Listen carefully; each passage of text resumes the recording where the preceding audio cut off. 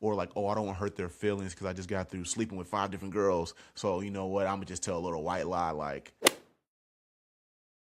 All right, guys, what's up? Welcome back to the final podcast, Golf and Gospel podcast of 2025, man. I'm Geremy Davis, former NFL player and host of Golf and Gospel. Golf and Gospel is a show where I compete against professionals, businessmen, my friends at Nine Holes as we talk about culture topics. But most importantly, we're pointing you to the gospel, man. If you want to support Golf and Gospel, I've started a crowdfund. Just look at the link in the description on Give, Send, Go, golfandgospel.com, and support us or continue to pray for it. And here's my co-host, the best PT, again, not just in Arizona, in the Southwest, former Nebraska Cornhusker golfer, and probably going through a little bit of trials because Dylan Raiola has entered the transfer portal. My dog, Nate Wong, man. And again, guys, if you enjoy the show, please make sure you like, subscribe, leave a comment, and again, rate us on Spotify. But let's get to it, Nate. Obviously, just like in school or anything we do, the end of the year report cards come out, and it's time to grade some of the golfers on the PGA, LIV, and also the LPGA. So, Nate, let's jump straight into it. First golfer, obviously, the A student, even though I just said that. Scottie Scheffler, Yeah, man. What are you grading him for the season? dude, it's hard to not give him an A plus. He did like start off kind of slow, but he had that we call it an injury, because he Yeah. had that pasta. What was it, the wine thing? I can't even remember. It was Yeah, so long yeah. ago. He's making ravioli. He was making ravioli and then Yeah. hurt something. Kind of Mm-hmm. slower than what you want start. Mm-hmm. But dude, two major wins. I honestly didn't even look up how he did at the Ryder Cup because I looked at everybody else. Well, I don't think the only person who did good at the Ryder Cup, in my But opinion, was oh, yo, Cam he Young. beat. Hey, yo, but Scotty did beat Rory on the final day. Okay, yeah. So we got, yeah, we take that. We'll take You that. put Like that in that was, consideration. yeah, that was a solid year. A plus. Did he win the Fed Cup? No, he only won the That was BMW. Fleetwood. That was Fleetwood. That was Yeah, Fleetwood. That's Fleetwood right. won the Tour Championship, and then the first one was Justin Rose won the FedEx, J Rose with and then the JJ BMW. Scotty came back and beat on blank. What's the lefty's name? McIntyre or Yeah, yeah, he beat Bobby Mack. He beat Bobby Mack. Yeah, yeah. yeah. No, I gave him an A. The only reason why I didn't give him the plus because every time he's in the Ryder Cup, he doesn't play like our Michael Jordan or like Kobe. He doesn't like he doesn't carry the team. He actually doesn't play good at all. Yeah, yeah. Obviously Yeah. he did. He obviously did beat Rory in that final pairing, but that's the only thing that I'm holding him back from giving him an A plus. Outside of that, obviously I'm giving him an A. 6 wins, including 2 majors, 17 top tens, no miscuts. I think everybody who listens, watches, or has an inkling of understanding of golf will give Scottie Scheffler A for the season, man. Next, we want to go with Wyndham Clark, which people on TikTok have been giving you a hard time with your Wyndham Clark Ludwig over Oh comparison. yeah. Yeah, but we love the traction. Again, please like and subscribe, comment, guys. But yeah, what are your thoughts on Wyndham Clark? Yeah, I only said that for the comments. No, I'm playing. Dude, he was really impressive against Rory, but Yeah. still, my thing is the problem with Wyndham, and he didn't have a terrible year. Like obviously we have high expectations for him because he won the U.S. Open, and I'm giving a Mm-hmm. lot of these grades based off somewhat of their expectations. Like Mm-hmm. so Sam Burns is going to have a different expectation Mm-hmm. than Scotty, and we're going to Right. grade him a little bit differently. Right. But Wyndham Clark, I just think he had a solid year, but the fact that his play didn't overshadow his kind of anger management stuff, whereas like if his play kind of made up for that, then you'd be okay. Mm-hmm. You'd be okay with some of the anger stuff. So Yeah. with that being said, I gave him like a C minus. But Wow. but like I guess my best example is like if you have Randy Moss who's got off the field issues, you tolerate that because he's Randy freaking Moss. But Right. if you got like I don't know Xavier Weaver for the Cardinals, who's like the fifth receiver, if he has Yeah. off the field stuff, you don't tolerate any off the field stuff. You know what I'm saying? Yeah. I So love with oh, go ahead and finish. Go ahead and finish. I was gonna say with Wyndham, his play wasn't like the Moss play. It was more like the Mm-hmm. fifth receiver kind of guy. So it's like that's why it's like Yeah. his off the field, more or less his anger management stuff doesn't or his play doesn't compensate for that. So Yeah. C minus is why. But what were you gonna say?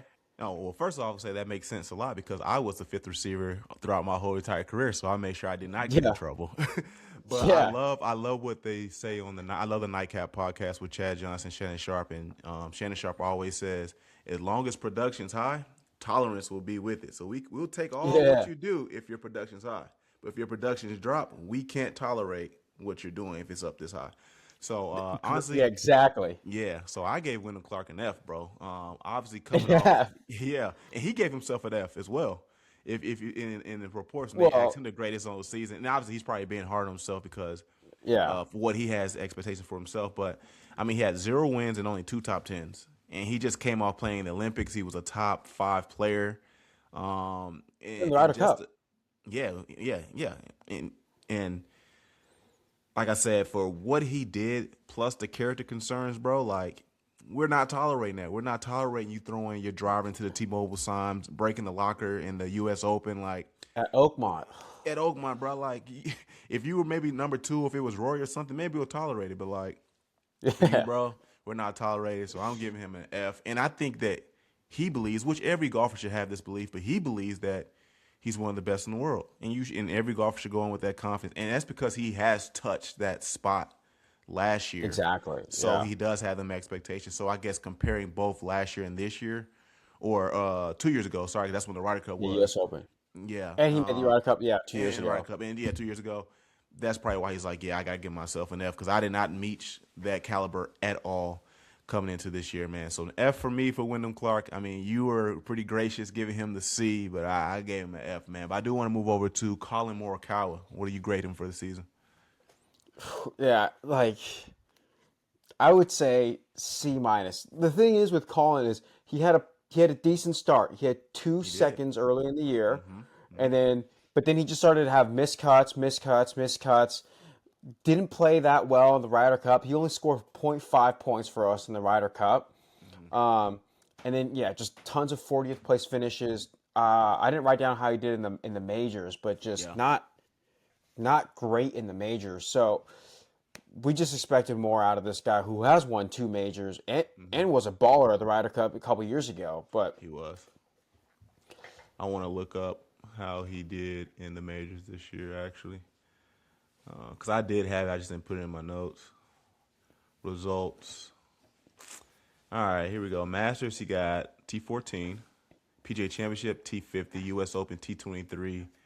The Open, missed the cut. So, which probably backs up everything I have for him. I gave him a C+. 0 wins, 4 top 10s. Granted, made 18 of 21 of his cuts, which is pretty solid. 13 of those were in the top 25. But again, same thing I kind of said about Wyndham, not as bad, but a player of his pedigree, man. He was a top 5 golfer also in that time with the Ryder Cup and everything he did in the Olympics. He should be doing more. And he was on pace to win a few times in the beginning. As you said, he had some second places. Obviously lost to Russell Henley with that atrocious, I think, forgot what hole it was at the time, either 15 or 16. And then obviously Russell Henley ended up chipping in for that birdie on the par 5. And I just feel like after that, we never really saw the same of Colin anymore, man. So, again, I even said multiple times that he should not have been on the Ryder Cup team. They end up picking him anyways. Obviously, familiarity has been on the team before. And again, he has an upside that we still think is there. We don't think that he has digressed. But for who he is and the things that he expects from himself, what we expect from him, I just gave him a yeah, C plus, bro. C plus. So, and it sucks that he came out of here with 0 wins. Maybe because again, Scottie and Rory were being Russell greedy with the Henley wins. And then Russell Henley. and But yeah, Rob. but Yeah. but yeah, but it's totality. Scotty and Roy were being greedy with all the wins, man. But let's move over to Xander Schauffele, who at the time of this recording is playing in the TGL right now. He's been fatting a lot of shots, Oh so shoot. we know he has to knock off some of the rust. But what do you give Xander Schauffele for his final grade of the year? Dude, okay. So when I actually look back at how Xander did this year, he Mm-hmm. actually did not bad. Made Yeah, cuts it at wasn't all the that terrible. majors. Yeah. Yeah, it wasn't terrible. Mm-hmm. He had two top tens, Mm-hmm. one at the Masters, and he got 12th at the Open. Mm-hmm. Um, and he got like top 10 at the U.S. Open. Mm-hmm. So not bad. And the other thing too is he killed who'd he play? John Rahm at the Ryder Cup. on Sunday at the Ryder Cup. He like Mm-hmm. killed John Rahm. So like Yeah, there and was John like Rahm was like the some guy too. he was the guy that John Rahm Rahm, was playing really well, so that was good for Xander. yeah, and John Rahm was a dog, like Live Yeah. Player of the Year. Hmm. Uh, had that huge win. He won like 4-3. It was like a commanding win on Sunday. I can't quite remember, Yeah. but so he had like some redeeming qualities of the year. And then he won some tournament like later. It's like a FedEx Cup Fall Yeah. Yeah. He tournament or did. He whatever. did. Yeah. Uh, so some redeeming qualities. I'm gonna give him a B though, Yeah. because it's Yeah. still you won two majors last year, Hmm. no wins this year. We Yeah. did see a little upward trend though. Yeah. And I agree. I gave him the same grade. I gave him a B, one win, four top tens, made all his cuts. He hasn't missed a cut since 2022 Masters, so obviously he's been doing Dang. something right. I think the thing that's been hurting him this current year, obviously going into next year, not saying that he's been fatting all his shots like he's doing on the TGO currently right now, but he was 139th in putting, bro, and putting used to be one of Xander's strong suits. Yeah. So obviously the drop down in putting definitely is going to hinder some of your success when it comes to getting victories. But I don't think, again, just kind of like what I said about Colin, I don't think Xander is digressing in his game at all. I think there's just one piece of his game he has to get back Yeah. to be just relevant, like just be in the top 50 putting. I mean, I don't know how aggressive I want to say that, but anywhere top 60 putting, a lot of those probably turn into wins, or you're probably in contention at that point. But For yeah, sure. I give Xander a B, man. And again, I just hope that playing in TGL, he's having some fun, but also kind of because I don't think those guys do want to win. But they're not like stressing over like putts, but he's working his game while having some fun in TGL. Because I love Xander, love his swing, love his Yeah. tempo and everything. But yeah, I'm gonna give Xander a B. Let's go with the notorious Rory McIlroy. All right. So Rory McIlroy. All right. Yeah. So I I think he has an A plus of a year. Um, Hmm. I think we can grade him with Scottie. He was like last year wasn't a killer on tour in 2024. Like we wanted him to, or so shoot, that was 2023. No, it's Yeah. 2024 when he went 24. with Bryson. So we No, that was wanted him to win no, some. that was 2025. He went against Bryson in the Masters, and they ended No, up I was at talking about the Justin U.S. Rose. Open. The U.S. Oh Open, yeah, he yeah, yeah, yeah. was You was yeah. yeah, We 2024. wanted Yep. we wanted him to win that. Then the Right. next year's or this last year, he actually did come out ahead. So he completes the Grand Slam in the Masters, wins the Players, which is like the fifth major.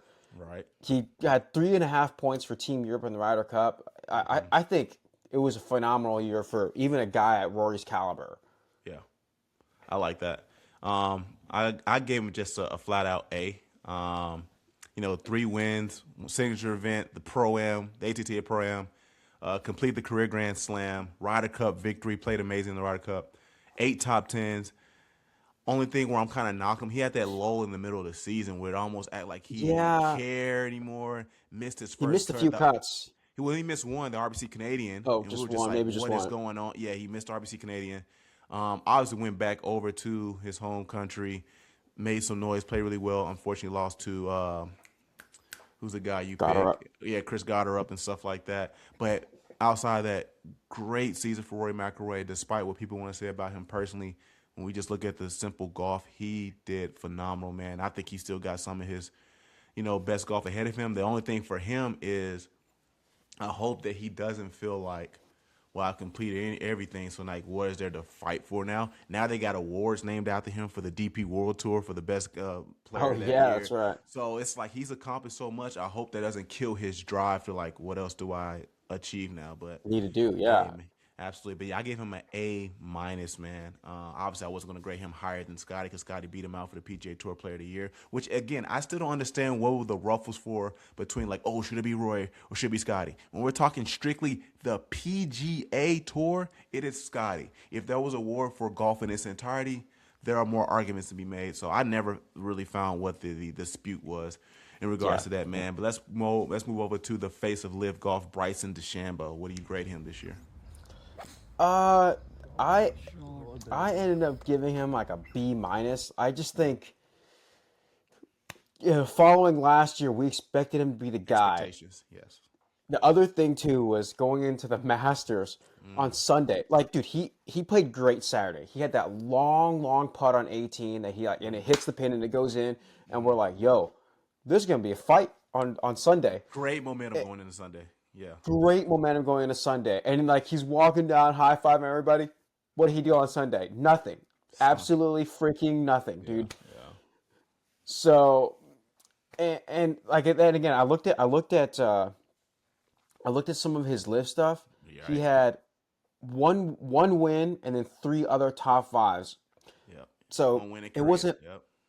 yeah, one win in Korea. It wasn't that great of a live year. Granted, Mm-hmm. Neiman stole everything, and then Rahm stole every second place Yep. finish. But yeah, just for a guy like Bryson, we kind of expected better. Yeah. Still not bad. B minus. Yeah. So I'm gonna give him a B plus because I'm also putting into consideration character issues. Off the golf course, he's amazing. If I'm gonna downgrade Wyndham Clark, I have to upgrade someone else who's doing good off the golf course. And we know what Bryson's doing for the sport of golf in terms of obviously with his YouTube golf and everything. He's doing amazing. But obviously, we look at it, he made 3 of his 4 major cuts, all in the top 10, except when he missed US Open. We were hoping that he would repeat it or at Yeah, least that been was in terrible contention. defending. Very Yeah. terrible. And Oakmont is a hard course. We do understand Oakmont is a hard course. But we also know with Bryson, obviously, with the fescues and stuff, he's a big hitter, but sometimes can be a little bit inaccurate. So I thought scramble golf was going to be a bit difficult for him. I wish he kind of would have laid off some of his power at Oakmont and just played things in the Hmm. fairway and then just relied on his irons. But obviously, he missed the U.S. Open. We look at the Live Tour Finals, lost to Rahm had at least his team made it to the championship, so good fight in terms of team stuff. But only getting that one win in career. Again, we expect way more from someone of his caliber. I probably would have gave him just a simple B, but again, off the course, man, you're a great guy. You're doing a lot for the Yeah. sport. Let's give him a B plus, man. So I'm sure I'm gonna grade Bryson DeChambeau at. Next, we're gonna go with the 7 win guy at Live, Joaquin Neiman. What do you grade him? All right. I gave Neiman an A minus. Mainly Wow. like, Chris yo, Elliott's gonna go yo, crazy. I know, yo, this is the thing. He killed it in live. And like Mm-hmm. if you just looked at the live report card by itself, it's Mm-hmm. A plus A flying plus. colors, right? 100%. Yes. But like what did he do at the freaking majors? And it's kind of like what's the channel of the guy that's like he pretends to be the coach, so like moments too big, piss down your leg. Like Oh, dang, I know who you're talking about. Yeah, yeah, yeah, yeah, yeah. I know who you're yeah. talking about. Yeah. He's always like, and that's kind of like with Neiman. It's like, was the moment too big at these majors? Did you piss Mm-hmm. down your leg at these majors? Like, do I have to go over some tape and get, harassed in front of the whole team and the faculty Yeah. or and everybody that works in the organization to roast you? But just Right. two missed cuts at the majors, Yep. and then a tie 29th at the Masters. He didn't do terrible at the PGA PJ. Championship, but Mm-hmm. yeah, dude, he was supposed to be the Live Player of the Year, and then I agree. does nothing on the PGA Tour. Yeah, it's obviously looks like Liv wanted like a steady Eddie as opposed to like big moments. Even though big moments were 7 of them for him, it wasn't enough for him to be Live Player of the Year, which was John Rumble. We'll get to his grade soon, guys. But we look at Joaquin Neiman. For me, I gave him a B minus. Despite having those 7 wins, a lot of B times when he minus. was, yeah, a lot of times when he wasn't in contention and Live, he was almost like getting like 40th and stuff like that. We would never see the Oh number one yeah, golfer on the PGA, like a Scottie Scheffler, get a 40th. Again, get Scottie's 40. worst Yeah, finish was 25th at the Waste Management. He was irate about that. But we look at Joaquin Neiman again, it never translated to the majors. Only getting that top 10 the PGA Championship. You kind of want to represent your league. You are the guy. Obviously, I mean, if you look at it from like a cultural standpoint, they'll probably say Bryce is the guy. But in terms of wins, Joaquin, you are the guy. You had the yeah. opportunity to go into the majors and prove why Live is still relevant in regards to competitive golf. And every time you went down there, you pissed down your leg, unfortunately, man. So, Piss down your leg. unfortunately, the success on Live is not translating to the majors. But again, I'm not going to knock a 7 win season because it's hard to win tournament golf. I give Joaquin Neiman a B minus again because the expectations he's supposed to have is far more what it's supposed to be. I But see. again, Yeah, yeah, B minus, man. Let's go over to Sam Burns. What do you give him? dude, love Sam Burns. Gained a lot of notoriety at the U.S. Open when he Mm-hmm. remember with the casual water, or he should have got I a free know he relief, and should have. then He should have. just was the bigger man. Man, Wyndham, take notes, dude. But like, was just the bigger man in a lot of these moments, Mm-hmm. and so with that being said, to give a character grade bump, I'm gonna give Sam Burns an A minus. Wow. Okay. Yo, and the other thing too is Okay. the expectations are like he's not won a bunch on tour. Yeah, he hasn't. So to have the year that he had is still pretty good. He got tied fourth at the BMW, which is a playoff event. Mm-hmm. Uh, two ties at the Ryder Cup, so he got a point for the U.S. Mm-hmm. And then he tied the singles match, which was like, who did he play against the singles match? I don't even remember. Yeah, I can't remember either. I mean, just in the midst of like everybody stinking in the U.S., he played okay at the Ryder Cup. And just with the character stuff, dude, friend of the show. I don't even know if he listens to Golf and He Gospel, should. He but should. yeah, but he's a friend of the show. We're fans of him. Golf and Gospel is a fan of him. Yeah. So I got to give him A minus. I was between a B and A minus, but I'm like, after you said the character stuff, I'm like, yo, give Yeah. this guy an A. Yeah. You guys are gonna see me and Nate are. I mean, some of the things me and Nate have agreed on. Some we have disagreed. I gave him a B minus / C plus. Again, solid overall performance. Obviously, a good guy. And there are no character concerns, but there is nothing that I've seen off the course that has been highlighted to bump up his character or digress his character grade. Like Wyndham, you gave us a reason. Bryson, you're giving us a reason, right? I Yeah. think Sam Burns just practiced golfing and he likes to hunt. But again, solid overall. Yeah. But the streak he had in the middle of the season where he missed 3 cuts in a row from the players to the Valero really hurt the momentum he had. He came back strong putting. Obviously, number one putter on tour. But kind of like you said all the time, is he number one on tour when he's putting for 15th? But when it came time to all right, let's lock in on this putt, let's get a win. RBC Canadian, U.S. Open. Yes, Open. He kind of a little bit down his leg again. But outside of that, Sam Burns is a great player, man. If he gets his irons locked in, because obviously we saw that interview, he said if he can switch anything with Scottie, which a lot of people say everything with Scottie. He said if I can Yeah. have Scottie's irons, man, I think Sam is due for some wins in the future if he gets his irons dialed in. But you know what? I'm going to flip it more over to the B minus aspect of it. C plus might be a little too harsh, but it's just because, again, when he had opportunities to finally get win, with all Yeah, due against Ryan respect, Fox. he shouldn't lose to Ryan Fox.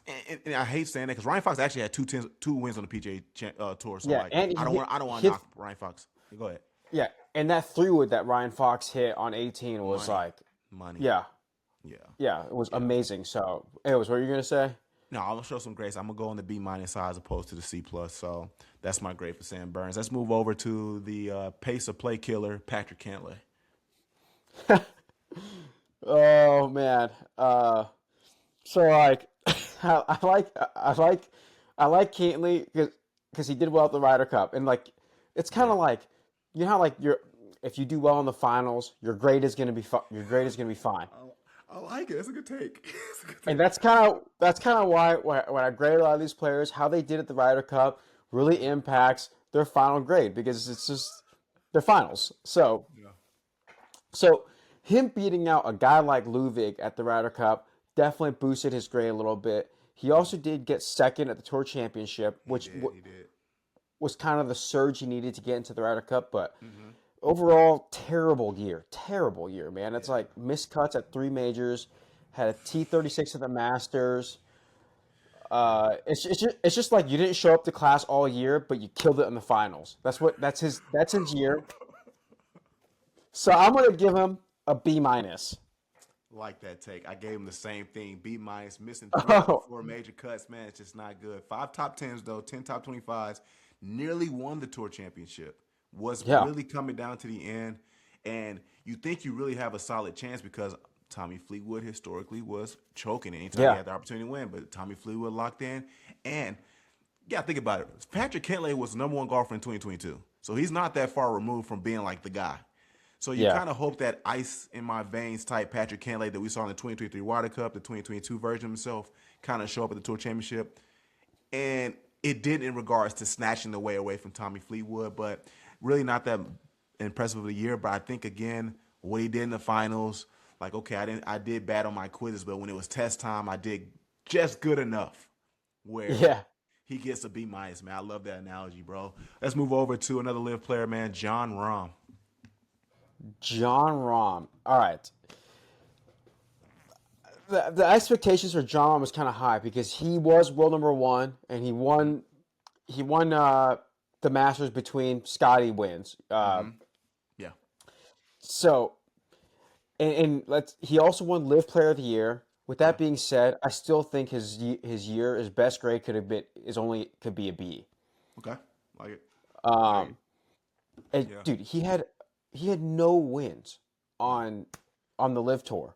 Like Individual wins, that is, guys. no individual wins. Yeah. How does someone with no wins get Live Player of the Year? That No. drives me insane. Like I get it. Joaquin Neiman when he didn't win, he would get like 40th. But Hmm. it's like I think if he misses the cut but had 7 wins, he should still be Player of the Year. I don't Yeah. know. This is why people are leaving Live. I just We will get into that as well, guys. Everything going on with Brooks Koepka and some other rumors that we've been hearing. But yo, yeah, John Rahm, I gave him a B plus. Live individual plus is crazy, champion. dude. It's because he has numerous top fives in Live. Live individual champion. Majors, he had 2 top 10s, a T15 at the Masters, Yeah. only struggling at the Open with the T34. And he won a team championship on Live. Granted, thanks to Tyrell Hatton. But what were we? Was it the PGA championships? It's unfortunate he got to like holes 15, 16, 17, 18. He kind of fell apart because he was really pushing Scottie for Yeah, possibly it's PGA winning that. Championship. So I'm gonna give him a B plus. I'm not. The plus is because he was a steady Eddie in Live. Like you never really seen John Rahm get like a 40th. He was like, all right, well I got a third, made a little bit of noise in the majors, but not enough to knock him down and say like well you didn't knock him down. You just gave him a B. I just gave him the plus because he was titled the individual champion, and I understand why. It doesn't really make sense, but I understand why. I guess when we look at it like this, and I hope this makes sense to the audience listening, like if you have a quarterback that's consistently throwing like 220 yards and 2 touchdowns, like that's solid. Then you got one quarterback who's throwing like 450, 4 touchdowns, but then his next game might have been like 208, 2 picks. But like he consistently has like these big monstrous games.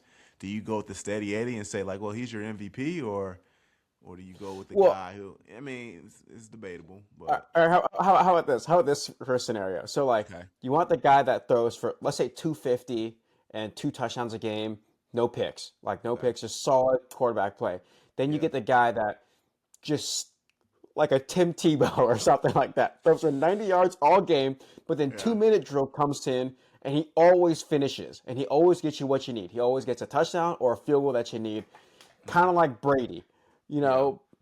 And that's I feel like that's a good comparison between Rom and Neiman. It's like The you Tebow's get a the knock though. I get I what you're know. saying because No, but he did win the AFC West. Tebow did win yes, the AFC West. Yeah, and he beat the Steelers. He beat Ben Roethlisberger, Hall of Famer. yeah, yeah, yeah, Um, yeah, and he sucked, dude. That wild card game, dude. He sucked all game, and then got yeah, just somehow squeezed it into overtime, and then hit Demaryius Thomas. yeah, But it was like, yeah, dude, he always delivered. There was a game he was like down 17-3 to the Dolphins, and then it was like 2 minutes left in the fourth quarter, still down 17-3. yeah. Freaking ties the game, wins it in overtime. And it's like, what would you Tebow rather Sammy. have? Yeah, Yeah, yeah. I don't. I mean, because golf is very different than any other sport. Because, like I had the homie Cannon Claycomb who plays on the PGA Tour of Americas. That episode will be coming out in the future on Golf and Gospel.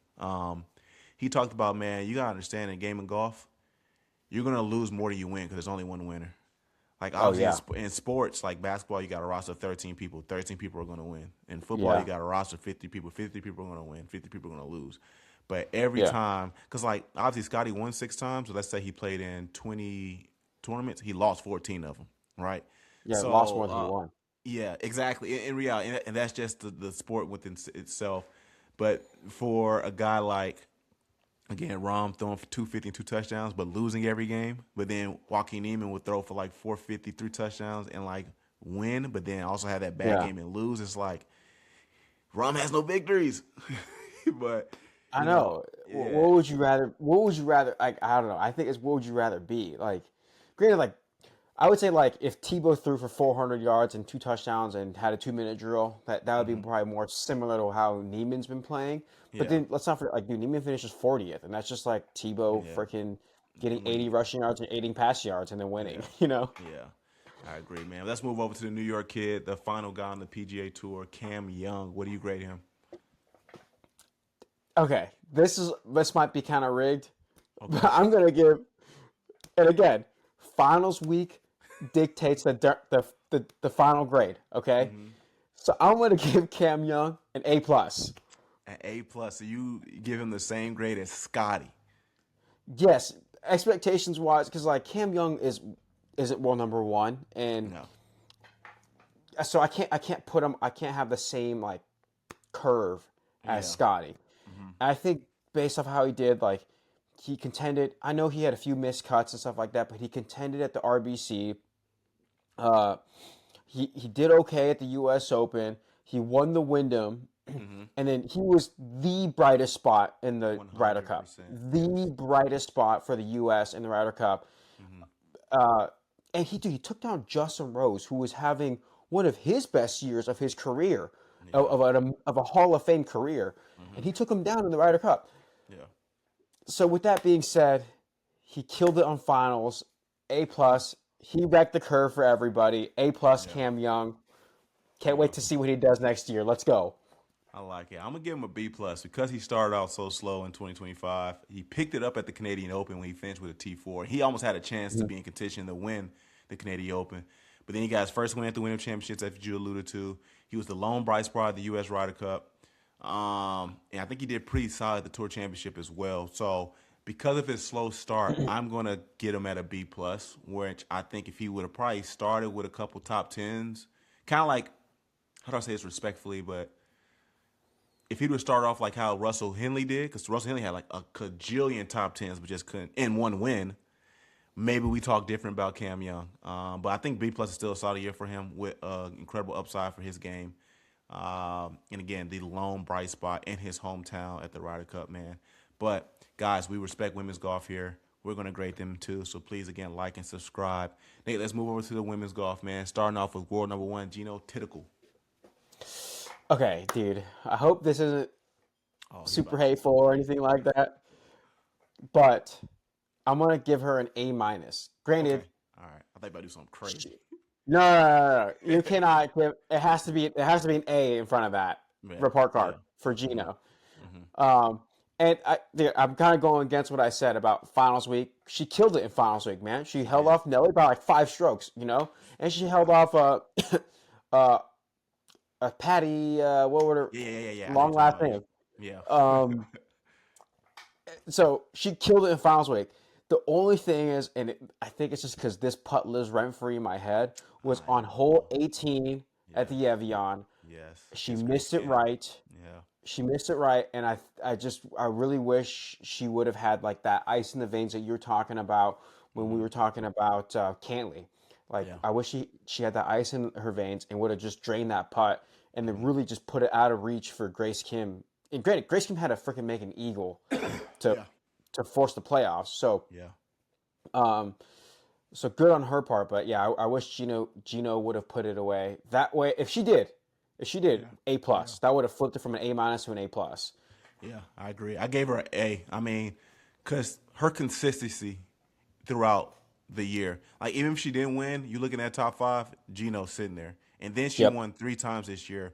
And bro, again, like you said, winning the CME Tour Championship by a long shot, even to former world number one Nelly, after coming off a wrist injury, was super impressive, bro.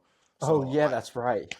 yeah, only reason why, like you said, only reason why I give her A because she doesn't have a major win yet. That is the only reason. And you get five Yeah. in the LPGA. You get five opportunities to do so. So I think she will obviously get one in due time, man. But I'm giving her a flat out A. Let's move over to Nelly Corder. What do you grade Nelly? Like it's really hard to give her a bad grade. Mm-hmm. Because again, she did well in finals week. She got second or third at the Yeah. CME. Like Mm-hmm. great performance. Had the eagle on hole 11. Yeah. Um, Shot out the so bunker. yep, dude, amazing shot out of the bunker. Right. Yeah. So I'm gonna say B minus though. It's just because Mm, she had such a historic year. She was world number one. The expectations were so high it was. for her going into this year, and that kind of was a little bit unfair because she did kind of tail off towards the end of 2024. Yeah. But still, like we had such great expectations and didn't get a win. Still had a decent scoring average though, so that's why you can't give her like a C. Yeah. Yeah. So, man, I gave her A minus, only because again high expectations. Yeah, no wins as we alluded to, but the scoring average got better. So I'm not necessarily knocking her. I'm just giving credit to how good the field is. That the former Yeah, number one world golfer can get a lowering score average but not get a victory. So it's almost like, yes, it's her fault, but it's not her fault, which was very difficult for her because she's still elite, very elite. yeah. Um, and then I she did did put good down. at. Go ahead, go ahead. I was gonna say I did put down in my notes that this year was a particularly hard year for like if you just follow one individual, for that individual to win on the LPGA, just because it was like week after week there was another girl having a hot week, and Yeah, then another girl that was just on a hot streak, and you know, uh, we didn't get to a gosh, two who's time winner until Gino did it, and yeah, then Maya Yamashita eventually did it as well, and then Minji Lee ended up doing it as well. So it took a yeah, long like time to get a 2 time winner though. It took a long time.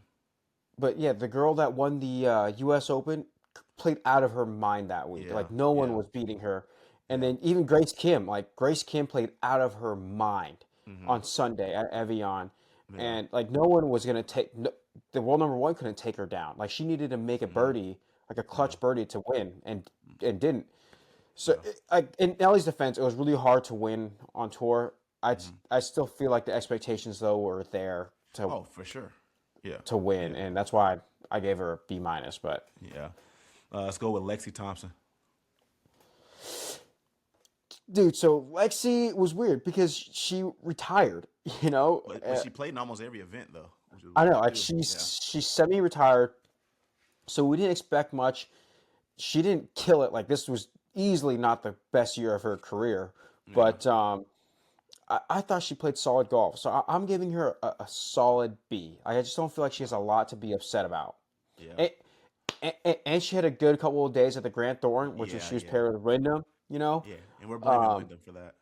yeah, we're blaming. Yeah, exactly. I gave Lexi a C, bro. Limited impact this year. Only 2 top 10s. Her best performance was in the team event, the Dow Championship, where they forced the playoff. Ended up getting second. But I think for someone who's playing on a semi-retired type schedule, I mean, hey, this is pretty solid. I think she did pretty solid at the Grand Thornton. Blaming Wyndham Clark for them not getting a victory, even though I was rooting for the homie Andrew Novak. I'm gonna have to just give her a C. We'll see what she does next year if she's just completely done or she plays on a limited schedule. But it's hard to give her, a consideration for a B or higher. Man, I have to go with a C. But let's move over to Minwoo Lee's sister. Dude, so I think, dude, I wanted to see more wins out of her, but I still think she deserves a solid A Yeah, because for sure, for sure. she did win a major. She got Yep, Rolex Major Player of the Year yep. because of her performances across all five majors. Hmm. Um, and then she had five top fives outside of the KPMG. So, Hmm. um, yeah, I would like to see multiple wins. That's why she didn't get the A plus per se. But Hmm. again, like dude, it was an incredibly hard year to get multiple wins on the LPGA. So you can't really be like that makes you from an A plus to an A minus. So solid No. A, good Yeah. year. Gave it the same thing, solid A. Obviously won the major this year, won the Annika Major Award winner, which I Oh was yeah, upset yeah. because she beat Malsego. But then also that team event they had, kind of like Ryder Cup ish. Their team won, and she was the team MVP. So that's Oh just what yeah, the would one in make me Japan. give. Yeah. Yep, that's gonna make me give her A. If she would have had a couple more, because I don't know if that team win counts towards her results. But if Yeah, she I would have didn't see that had, in there. I forgot yeah, about that though. yeah, yeah, that's what's I gotta give her her grade for that one. But if she would have had one more win, I think that would project her to an A plus. But again, solid season, a lot in contention, a lot. Let's move over to Lynn Grant, my favorite swing on the LPGA. All right, so Lynn Grant, I'm gonna give her a B minus. So I did look at her schedule Hmm. and her results. She missed 5 cuts in a row. So Yeah, yeah, um, didn't love that. Played well at the U.S. Open, but just couldn't freaking punt. yeah. And granted, her game fits U.S. Open type conditions really, really well Yes, because she hits it yes. really high and Yep. she hits it far. Um, she had the win at the end of the year, so The again, end of the Annika. year report card. End of the Yeah. year report card is helpful, but then it's like the final. Like let's say the Annika was the final project, the Hmm. CME was the final exam. Yeah. Didn't really show up in the on the final exam. Didn't really study for the final exam. So Yeah. She exhausted yeah, her studying at the Annika. Yeah. yeah. Which So that I gave her a B minus, so I'm around the same thing with you. yeah that dropped her grade to a B minus. Yeah. Let's go the Canadian Brooke Henderson. Dude. So I think I gave her a B minus. She Hmm. just not a lot of good showings at the majors, 2 missed cuts. She did have the win at the so I thought this one was the Women's Open. I was all like, wait a minute, but it's not. Yeah, no, So no, it's she the did. She did. She did. yeah CPKC Women's Open, not the AIG Women's Open. Hmm. So she did have that win, so that kind of bumped her up. So it was kind of like the midterm exam. Uh, she did really, really well, and that just kind of held her grade to the end of the semester. So that's why I'm going to give her a B minus. Yeah, and I gave her a B because that win she won in her hometown in Canada. So I had to Yeah, respect that a lot. So she won her Open. You know what I'm saying? yeah, Yeah. So respectful season. She did play good in that team event in Japan. Obviously they got eliminated, but I thought Brooke Henderson held her own. I want to make sure that plays a huge factor in my grading because obviously you got individual projects and you got team projects. And how are you doing as a group team projects. Yeah, player? And the group yeah, project, Brooke Henderson did pretty solid. Again, winning her own hometown. So she wasn't like consistently a threat throughout the year, but I think a solid B is good for her. Next person I want to go with, we got two more people, guys. Again, like and subscribe. Leela Vu. uh, dude. So I was looking up Lilia Vu. So she killed it in 2024, She was the one, bro. and in 2025 only made 8 cuts. I know. I know. And so, 19 it, starts. dude, I know. So, oh, dude, yeah, that's terrible.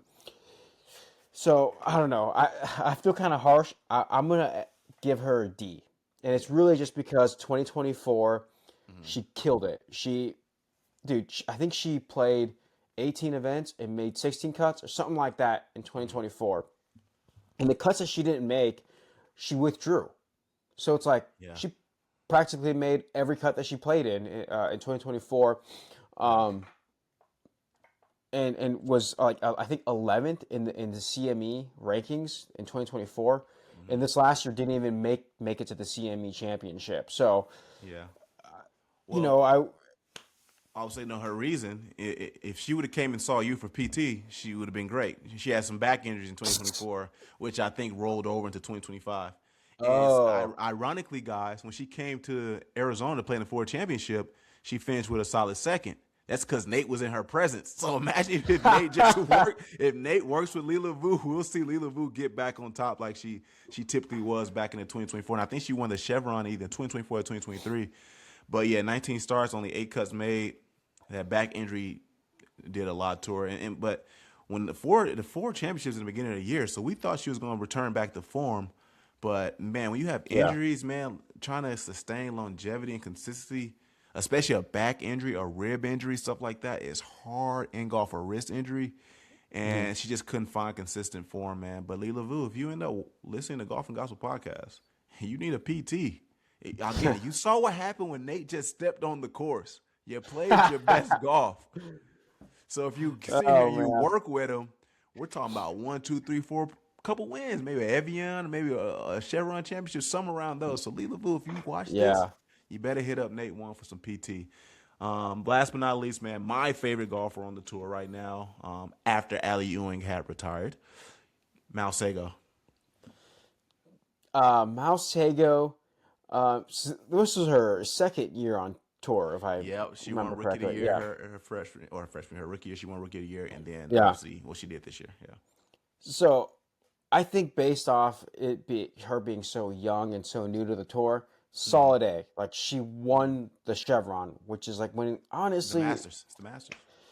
yeah, dude. Like if you win something like that, it's like, dude, who cares the rest of the year? But then after that, like I felt like there was a sense of her like I belong, and she kept getting like sixth, eighth, hmm contending, hmm and just finishing really really high, and then kind of falling off towards the end of the year. And I think Yes. that's probably why I don't really want to give her like an A plus. Yeah. But yeah, like when she won that Chevron, she was like, I belong here, and I hmm belong at the top here. Yeah. Um, In a 5-person playoff, that is too. Yeah, in the 5 person, she Yeah. won in a 5 person playoff. So um, I would say solid A though. I would like to see a better hmm back half of the year. You know. Yep, I agree. I gave her a B plus because again, started off so strong, win that Chevron. 4 top 5, 17 and 19 cuts made, super solid, very consistent. And like I said, she doesn't really dominate in one single category when it comes to strokes gained putting, stroke gained off the tee.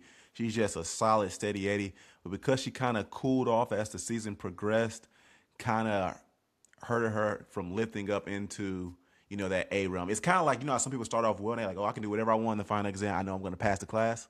That's Yeah. how I took Mal Sago, man. And unfortunately, like she missed the KPMG, got a T30 at the Evian. Those were the last two majors. Didn't really look like what we wanted to see after Chevron. So Mal Sago, give you a B plus. You're still my favorite golfer, and we're looking forward to see what's going to happen next year on the LPGA and the PGA.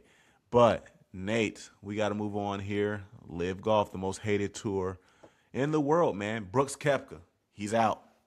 He's gone. When you saw this news pop up, what were some of the thoughts you had that came across your mind? Dude, I don't know, man. Like part of me is like, dude, you have 1 more year on your contract. Why can't you just thug it out? And I don't know. I just part of me is like, I don't know what I think about Brooks's character. I just never felt like he was dude, I don't want to be Yeah, trash talking Brooks because yeah, he is kind of I like Brooks. I'm a fan, yeah. and he's kind of like a beloved guy. But it's like, man, where's the integrity? He could have just thugged it out 1 more year. 1 more year, yeah. Um, Well, but go ahead, go ahead, go ahead, go ahead. I was gonna say I wonder how much of a role like the new commissioner is playing in it. Like Mm, because I feel like, and I'm probably jumping the gun here, but I feel yeah, like were like Bryson earlier in the year was like, I'm gonna sign for up for live again. Like yeah, I'm gonna renew yeah. my contract. hmm And then now there are some reports of him like, well, I don't know if I really want to sign the contract. So I Debating wonder, it, yeah. yeah, I wonder if like there's a new commissioner stuff going on that makes these players have a little bit of pause when it comes to like trying to play for these guys. You know what I'm saying?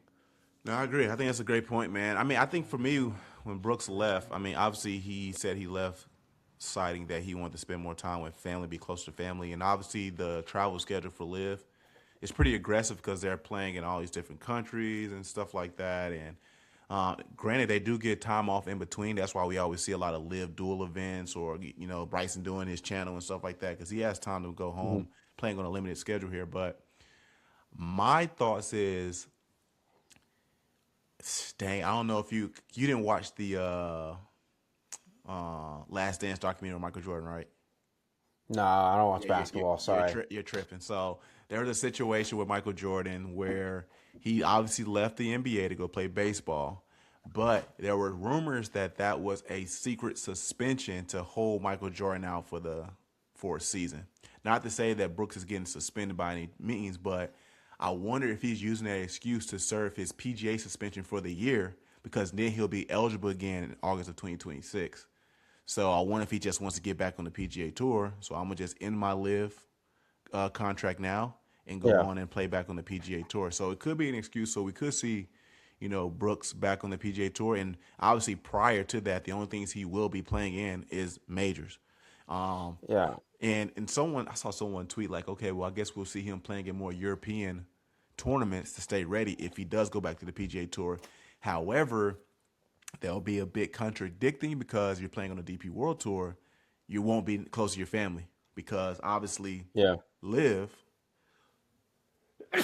sorry, obviously Live plays overseas too. So maybe there's something weird that's going on, like you said, with the new management that made him obviously back out. Now, granted, what he said, citing the family stuff, could be true.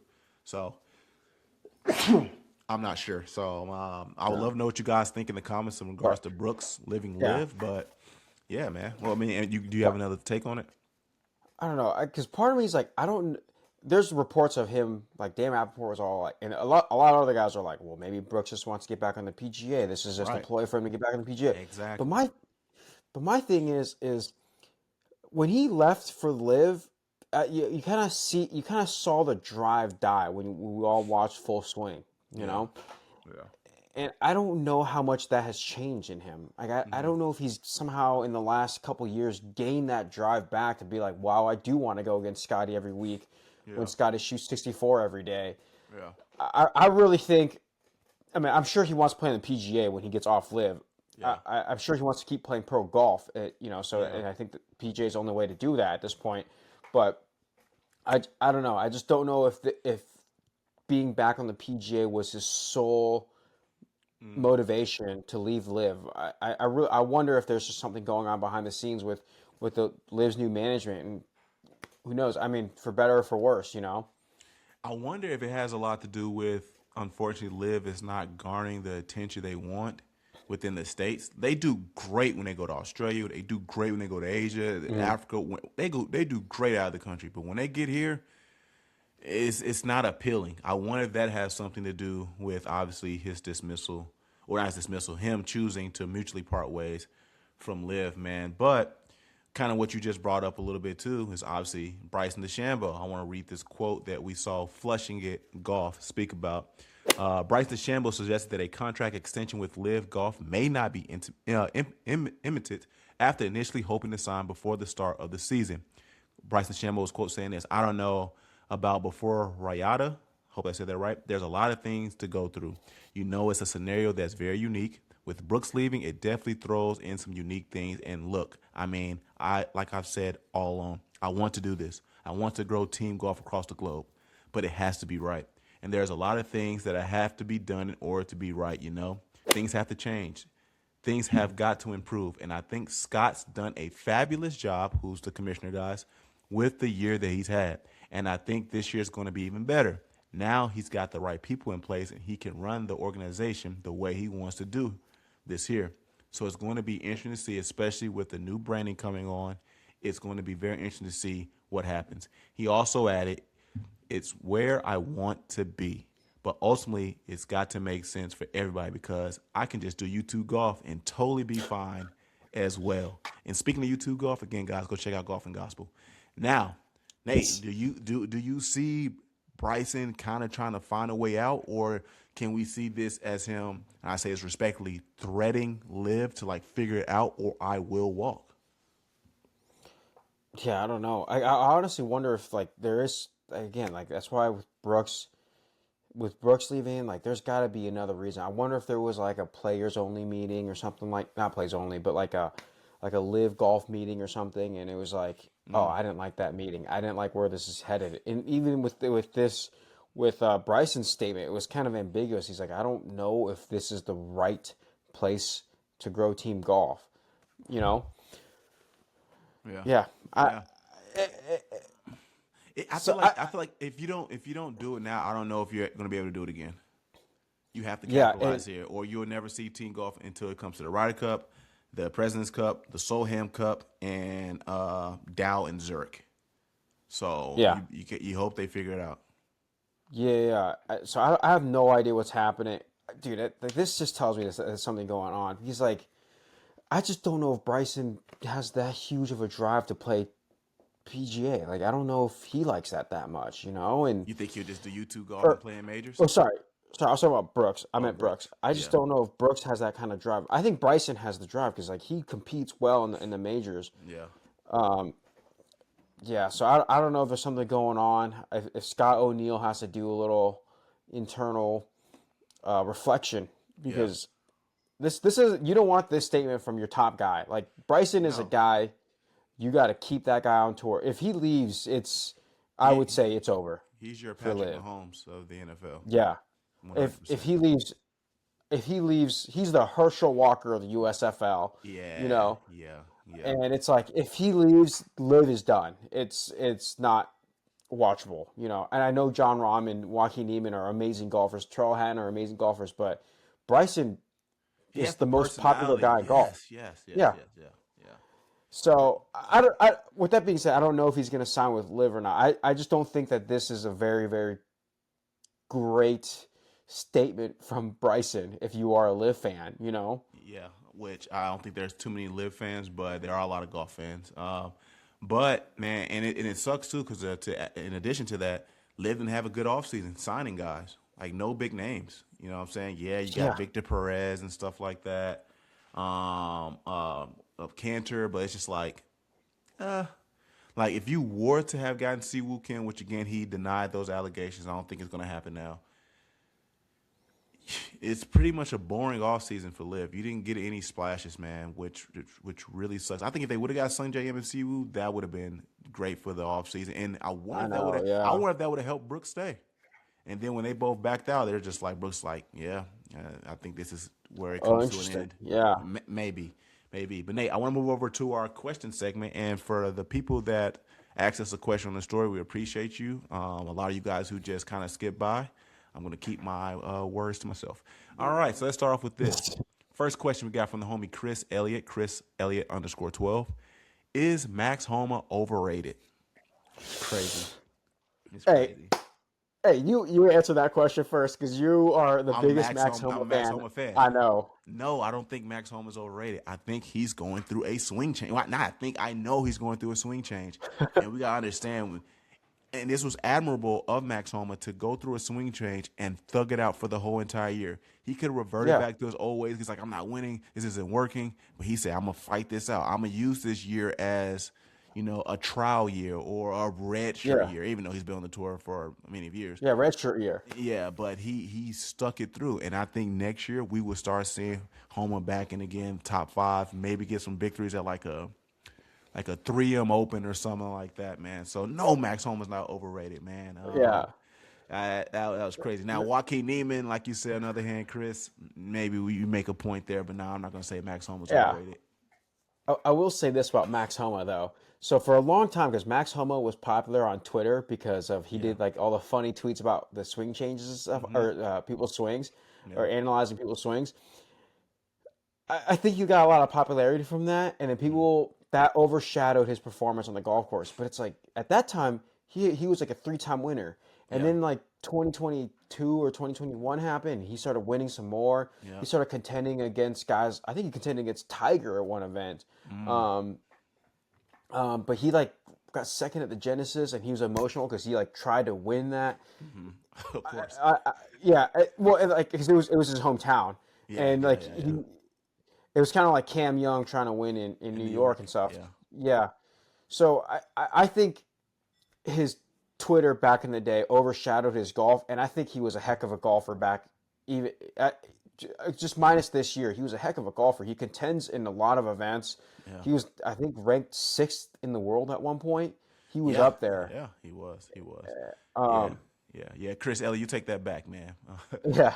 Yeah. Question from the homie Derek Bowling of Range Sports. Guys, go check out Range Sports, best golf agency in the world. He said, if you can take the bottom 3 live guys versus the top 3 NCAA golfers, who would win?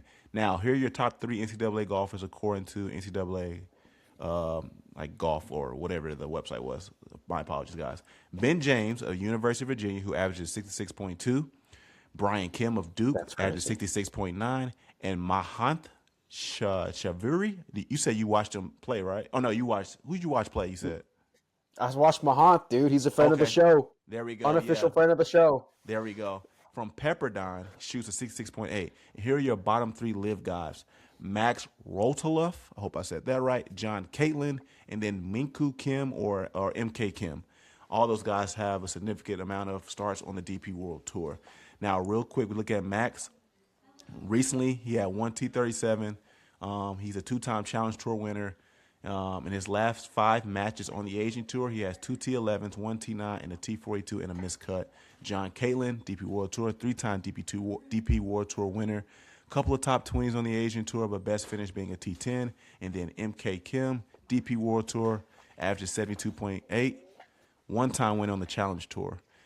Kind of just hearing that from overall standpoint, do you think the top 3 college guys can beat the bottom 3 live guys? Dude, I kind of think so. Really? I want to give a shout out to Mahan, bro. He's a friend of the show. Went to my high school. Nice. Shout out to him. Won state championships in Arizona. Played it, and I watched him. He was at USC at the time, and USC played a tournament at Desert Mountain in Cave Creek, and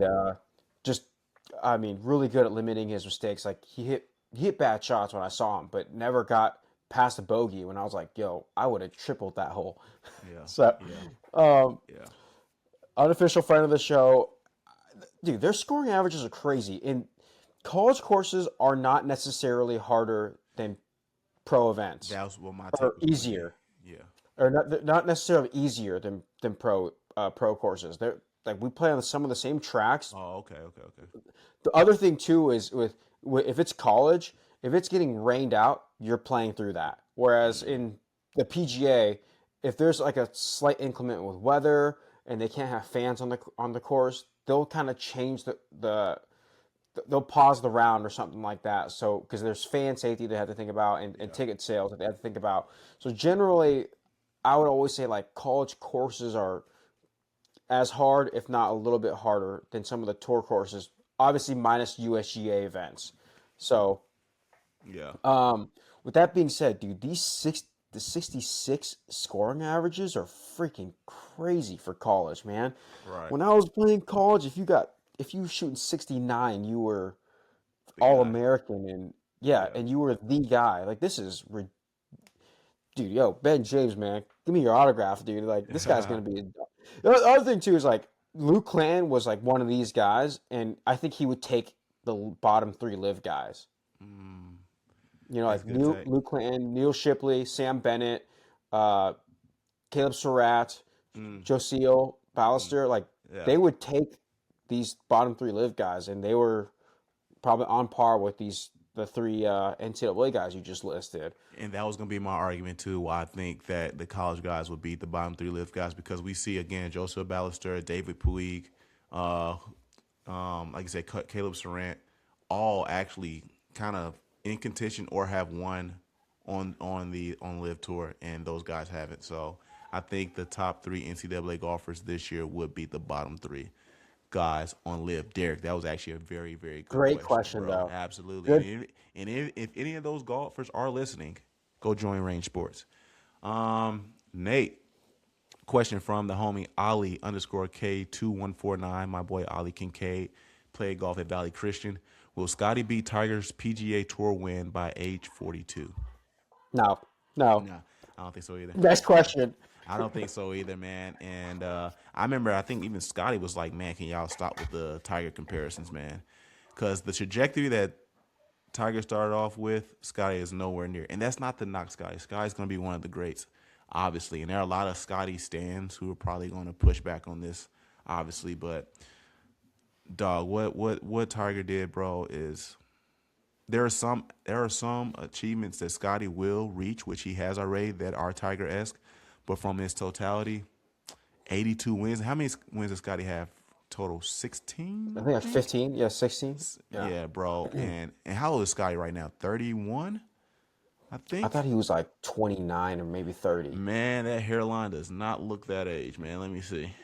Yeah, but didn't we do the math? It's like if he wins 5 tournaments a year for the next 10 years, it'll be 50 tournaments. So he'd be 65. Yeah. So great take. That's a lot, bro. He'll have 65 wins, and it's like, dude, is he actually going to win 5 tournaments a year the next 10 years for the next decade?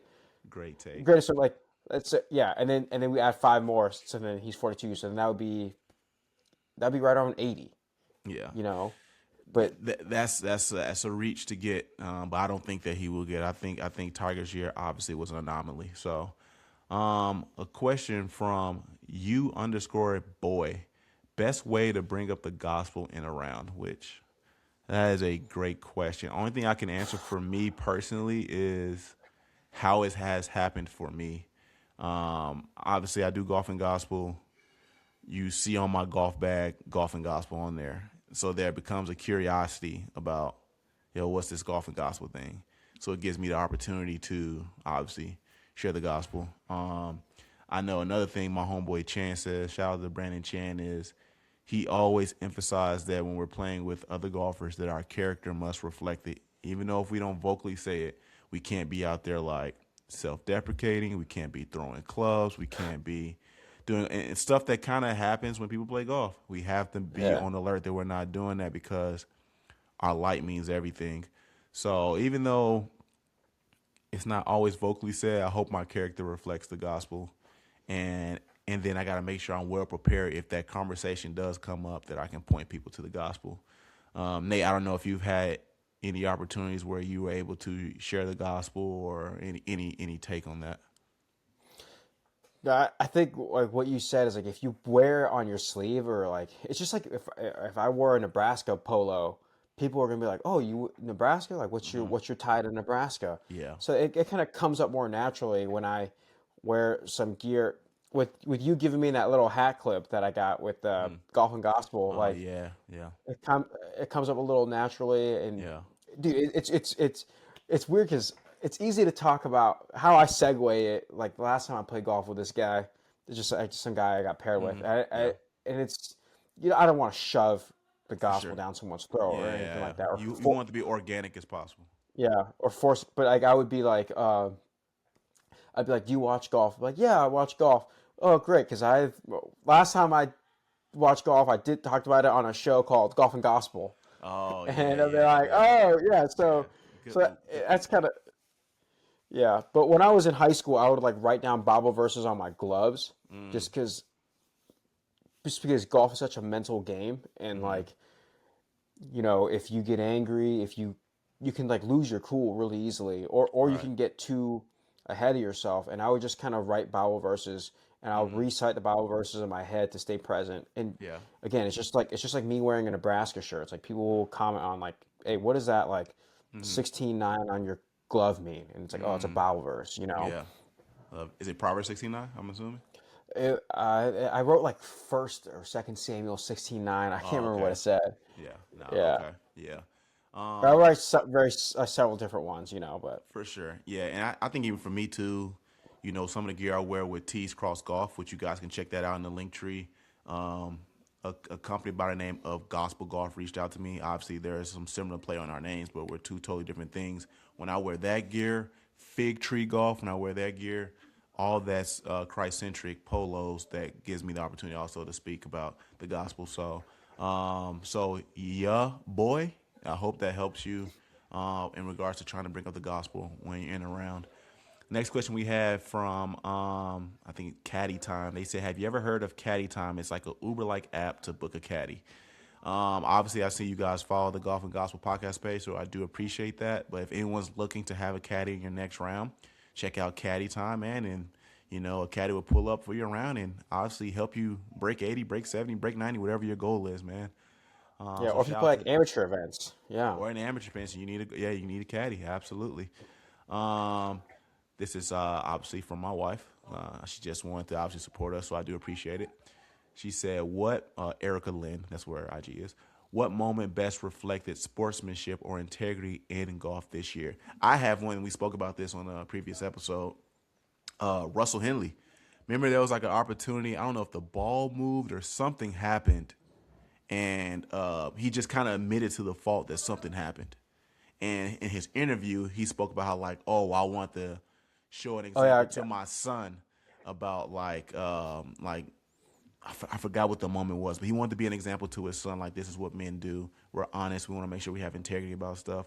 I think that moment that Russell Henley had was one of the best sportsmanship and integrity parts in golf this year. What about you, Nate? yeah. I forgot about that. That was Yeah. my thing. Was like I don't know if this counts as integrity, Mm-hmm. but like I was thinking about like Sam Burns and Scottie with the mud balls at Valhalla and the Sam Mm-hmm. Burns at Oakmont when it rained out. Just not necessarily like integrity, but just not throwing a fit. I guess the example for integrity that comes to my mind is like when Sahith had that bunker shot, and he like when he like took his backswing, it like Yeah. brushed the stand, and Yeah. he's like, I'm gonna.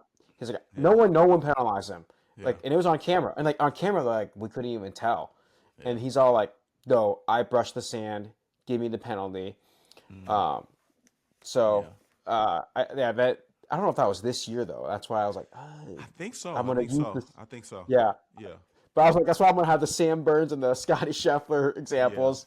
Yeah. Um, Yeah.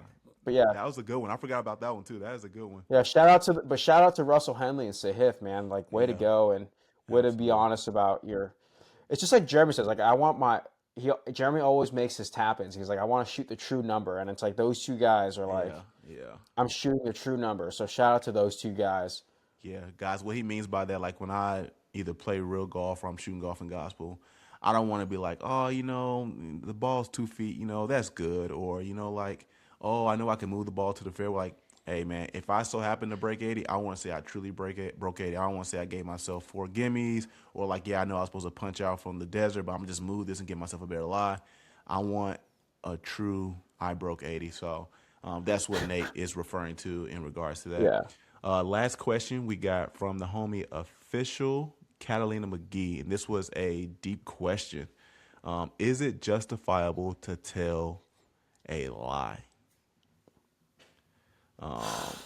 And I got a take on this, Nate. And as I say this, bro, I do not want to be a stumbling block for anybody. I'm not saying that lying is good by any means. I remember one time I was on the Giants, the person who was like our player development person was trying to talk to us about what a righteous lie is. But before that, I want to get to scripture, man. So Exodus 20:16 says, you shall not bear false witness. Proverbs 12:22 says, lying lips are an abomination to the Lord. And Colossians 3:9 says, do not lie to one another. So lying is indeed a sin. But I want to get back to what this guy told me about making a righteous lie, which kind of seems like an oxymoron. But there are times where lying is put into place for the good. And this is what I mean. And I want to talk about scripture, not my opinion. So in short, go to Joshua 2, right? Joshua 2, Moses obviously couldn't enter the promised land. Joshua is now in charge of leading the Israelites. They're going out to scout Jericho, right? So Rahab, I'm not sure I pronounced her Yeah. name, apologies. She had to lie to them to protect the spies when they were going to scout out Jericho, right? And it's not necessarily that she's going to be praised for lying, but she was more so praised for her faith in what she did in order to help the people of Israel. Yeah. So it was a righteous lie. And again, I'm not trying to tell you guys to go out there and lie, but scripture shows examples where it's not necessarily the lie that is praised, but the faith that was praised. We had also another situation in Exodus 1, the Hebrew midwives, when they had to deceive Pharaoh to save the babies, right? When they asked her where are the kids, she could have easily said, oh, they're over there.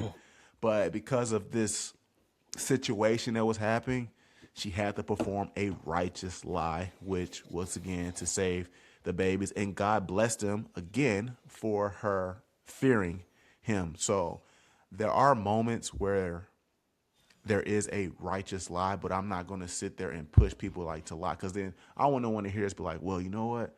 I've been cheating on my girl, but I'm gonna get my boy to lie and say, nah, that's not a righteous lie, bro. I think in these Yeah. scenarios where we see in scripture, there's wisdom that was giving to perform out whatever the Lord's will was for that situation where it was a necessity. So that's why I call it a righteous lie. But I don't want people just going out here saying or coming to their own opinions like, well, this is considered a righteous lie for me, so I'm gonna just lie about doing this. And it's like, Yeah. Yeah. You can yeah, just yeah, call everything a righteous lie. yeah, Yeah. yeah, no, we're not gonna do that. So yeah, there's no simple verse that commands lying is a good thing, but we see there are examples in scripture where a righteous lie was performed for the will of what the Lord has, wanted to see sought out be done.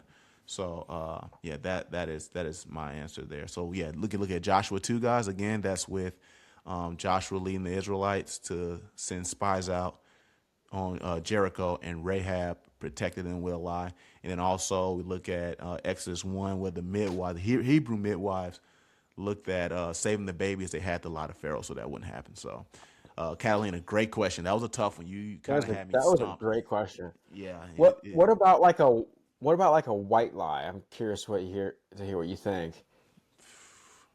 It's like, are they throwing me a surprise birthday party? No, what? Like that's kind of what I'm thinking about. Yeah, I I think the intent of it makes sense. Where um, I would consider that almost like okay, but like again, I don't want people using an excuse like, oh well, you just finished lying, like, or I can lie about this and be good, or like, oh, I don't want to hurt their feelings because I just got through sleeping with 5 different girls, so you know what, I'm gonna just tell a little white lie like, oh, I didn't Yeah, spend the night over there, even though you just kind of went over there, did what you had to do, and leave. Like, no, man, those are evil, sinful things that we should not be doing. And you need to confess that sin whenever you fall to it. But I think there are scenarios where, I want to keep a secret from, a surprise birthday party. Or, I remember when I proposed to my wife, um, I told all her friends to not answer the phone when she called them. And she said, why isn't one picking up? And I said a little white lie, like, oh, maybe they're all busy or something like that. But obviously, they're all at this you knew. Yeah, location waiting to surprise her. So I think there are scenarios where it is justifiable, but let's not abuse that, guys, because it's the Bible does not for command sure. us to lie uh, at all.